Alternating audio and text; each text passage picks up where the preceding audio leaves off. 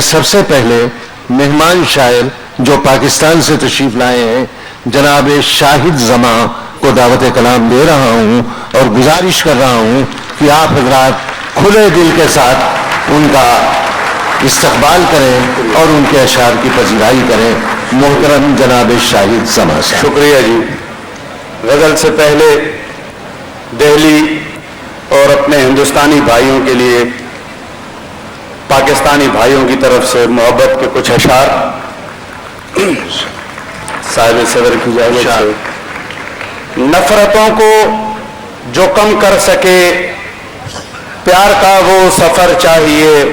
نفرتوں کو جو کم کر سکے نفرتوں کو جو کم کر سکے پیار کا وہ سفر چاہیے.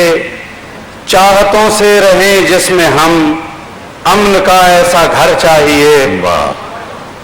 سرحدیں اپنی اپنی مگر دل کی آواز تو ایک ہو.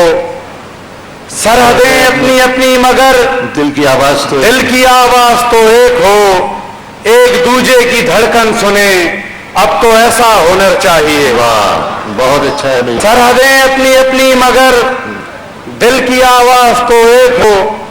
ایک دوجے کی دھڑکن سنیں اب تو ایسا ہنر چاہیے. اور جس کی چھاؤں تلے عمر بھر اپنے اجداد بیٹھے رہے. جس کی چھاؤں تلے عمر بھر اپنے اجداد بیٹھے رہے. آج کی دھوپ میں پھر ہمیں وہ پرانا شجر چاہیے. واہ واہ واہ. جس کی چھاؤں تلے عمر بھر اپنے اجداد بیٹھے رہے. آج کی دھوپ میں پھر ہمیں وہ پرانا شجر چاہیے. اور شہر غالب میں پھر آج ہم دل پشاور کلے آئے ہیں. شہر غالب میں پھر آج ہم دل پشاور کلے آئے ہیں. اس محبت بھری بات کا دوستوں کچھ اثر چاہیے. شکریہ شکریہ.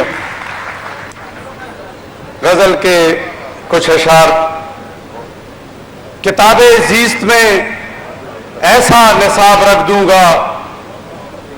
کتاب زیست میں ایسا نصاب رکھ دوں گا. میں شب کی گود میں کرنوں کباب رکھ دوں گا. کتاب زیست میں ایسا نصاب رکھ دوں گا. میں شب کی گود میں کرنوں کباب رکھ دوں گا. خزاں سجائی ہے جس نے میری ہتھیلی پر. خزاں سجائی ہے جس نے میری ہتھیلی پر. میں اس کے ہاتھ پہ تازہ گلاب رکھ دوں گا. خزاں سجائی ہے. شکریہ. خزاں سجائی ہے جس نے میری ہتھیلی پر. میں اس کے ہاتھ پہ تازہ گلاب رکھ دوں گا. اور سوال کرنے سے پہلے یہ بات ذہن میں ہو. سوال کرنے سے پہلے یہ بات ذہن میں ہو. میں ایک سوال کے لاکھوں جواب رکھ دوں گا.